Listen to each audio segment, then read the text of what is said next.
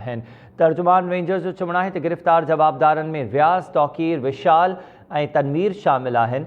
कराची जे इलाइक़े गोलीमार में रेंजर्स कार्रवाई कई ऐं भत्तो न ॾियण ते वापारी ऐं उन जे भाइटे खे क़त्ल कंदड़ 4 जवाबदार गिरफ़्तार कया विया आहिनि।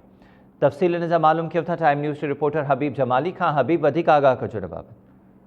बिल्कुल गोलीमार वाले इलाइक़े में रेंजर्स ऐं पुलिस गॾियल कार्रवाई कई आहे। इन कार्रवाई दौरान 4 जवाबदारनि खे गिरफ़्तार कयो वियो।